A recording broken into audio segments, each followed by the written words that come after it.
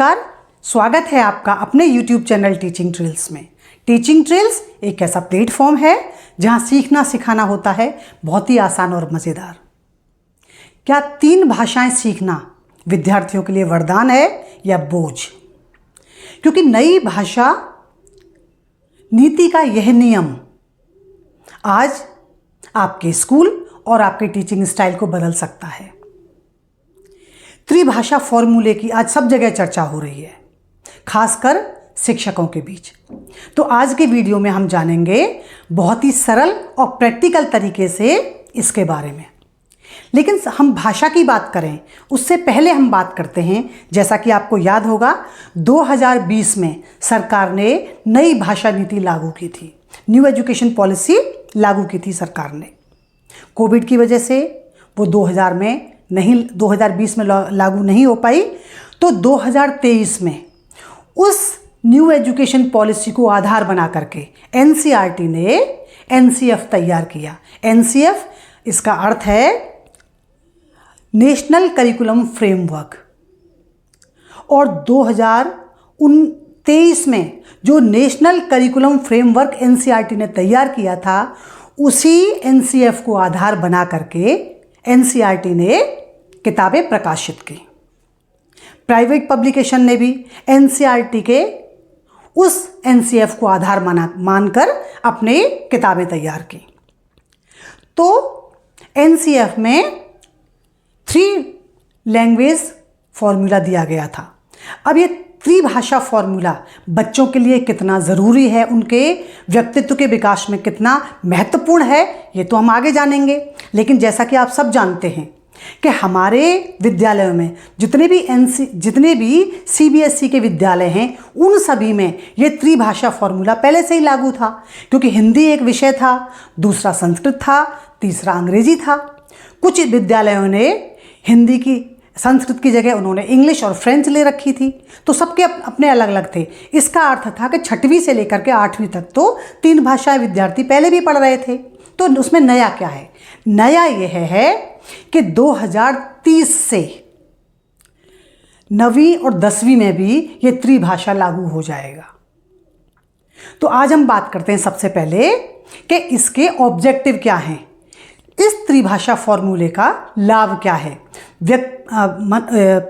विद्यार्थियों के व्यक्तित्व में ये किस प्रकार से विकास डालेगा। अब एक बार हम देखते हैं कि ये 3 लैंग्वेज जो फॉर्मूला है वो किस प्रकार से है। आर का मतलब है रीजनल, R1, R2, R3।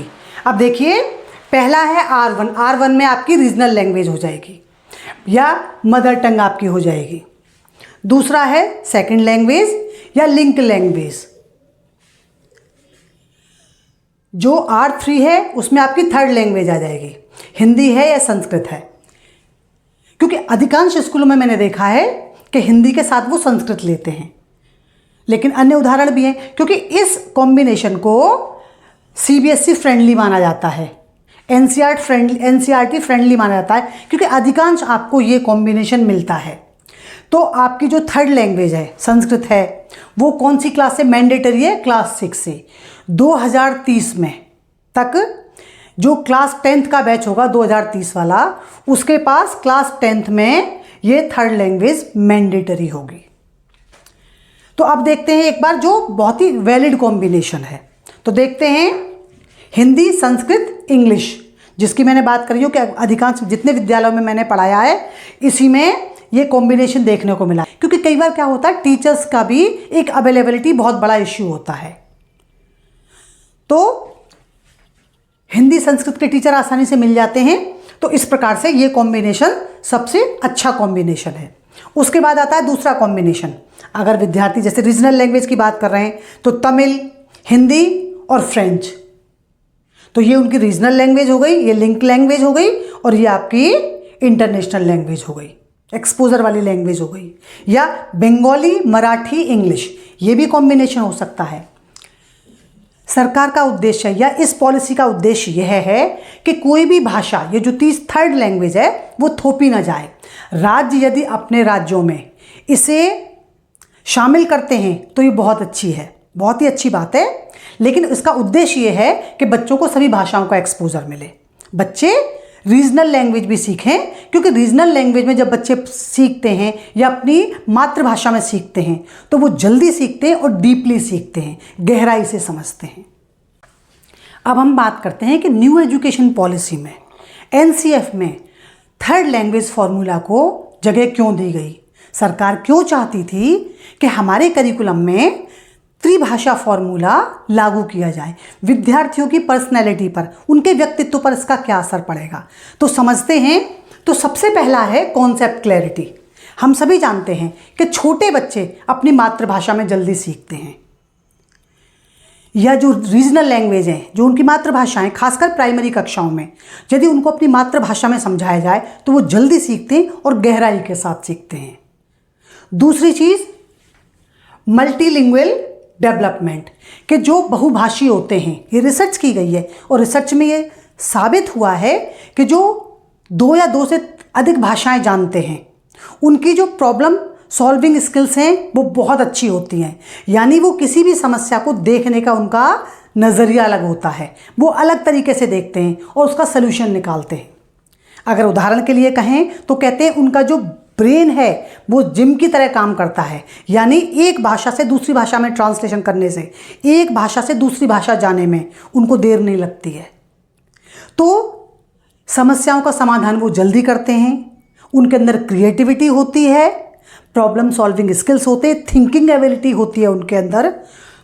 इसके अलावा कल्चरल कनेक्शन होता है। जब हम कोई भी भाषा सीखेंगे दूसरी भाषा, तो उस भाषा के संबंध में हम बहुत सारी चीज़ें जानेंगे। उस भाषा जो जहाँ से संबंध रखती है उस कल्चर के बारे में हम बहुत सी चीज़ें जानेंगे। तो एक कल्चरल कनेक्शन डेवलप होगा, एक कल्चरल कनेक्शन उसमें जुड़ेगा। तो ये भी एक कारण है। इसके अलावा हम बात करते हैं ग्लोबल एक्सपोजर। अब हमने बात करी जो अंग्रेजी है, फ्रेंच है।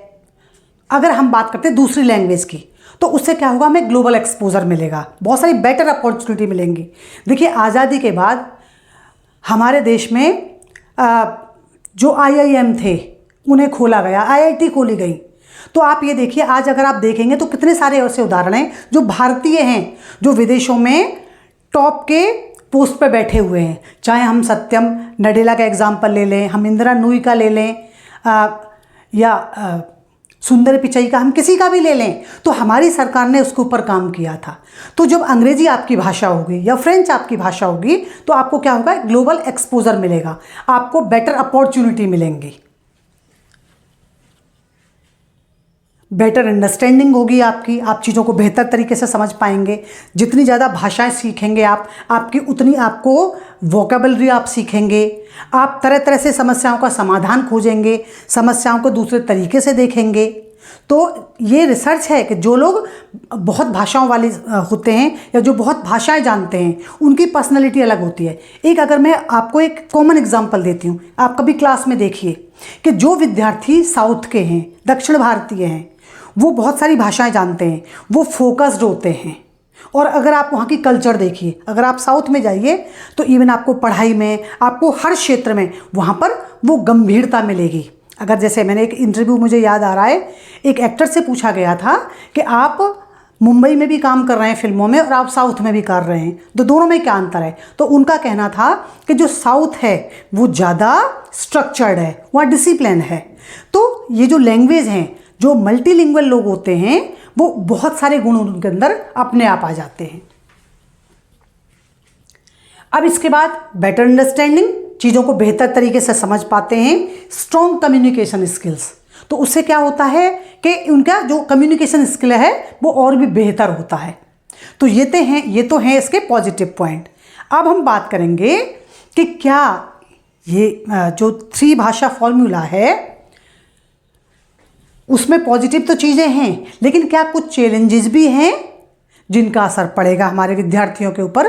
तो एक बार हम चैलेंजेस की बात करते हैं। अभी तक हमने बात की थी ऑब्जेक्टिव की, बेनिफिट्स की, फ़ायदों की, कि त्रिभाषा फॉर्मूला के फ़ायदे कौन कौन से हैं।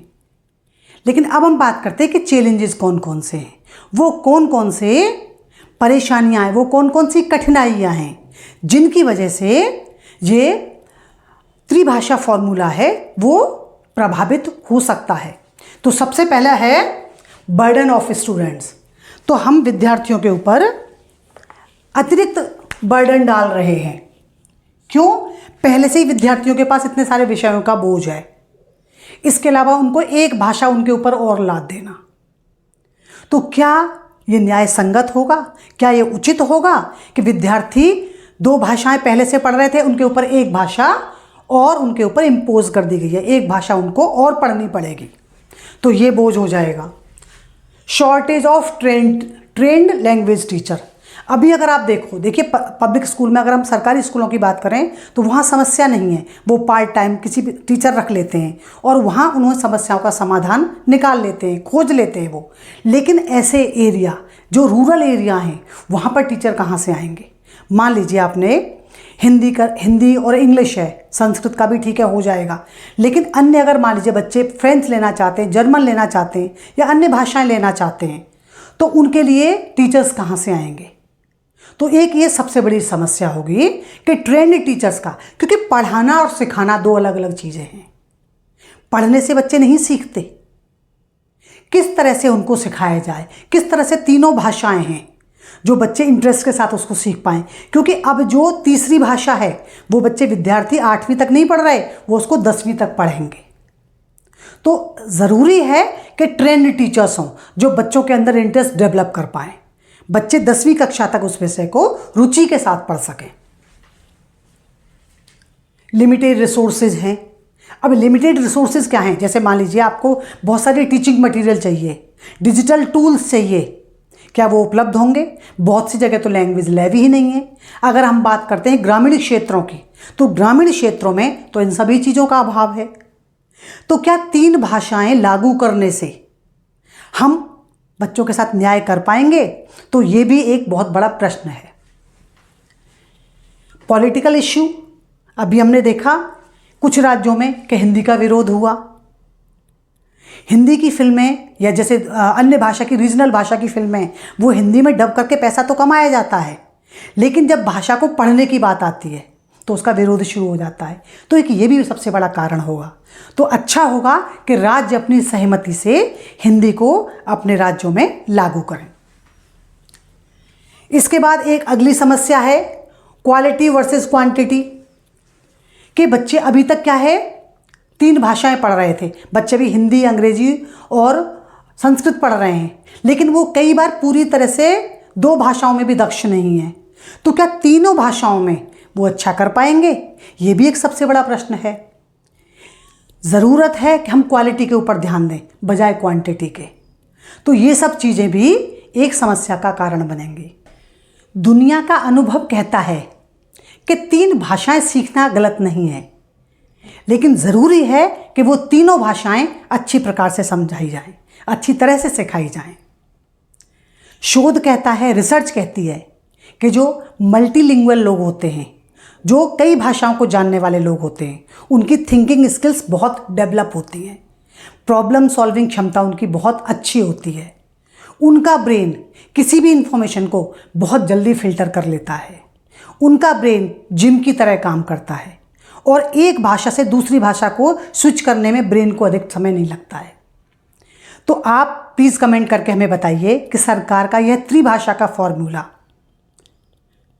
आपको कितना सही लगता है और इसको लागू करने में कौन कौन सी परेशानियां हो सकती हैं। प्लीज़ वीडियो को लाइक कीजिए, शेयर करिए। अगर अब तक आपने चैनल को सब्सक्राइब नहीं किया है तो प्लीज़ चैनल को सब्सक्राइब कीजिए।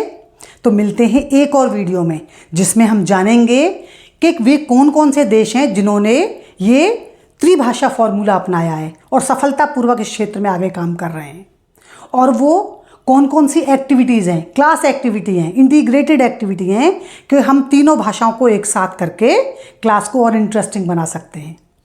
तो मिलते हैं नए वीडियो में, तब तक सीखते रहिए, सिखाते रहिए। धन्यवाद।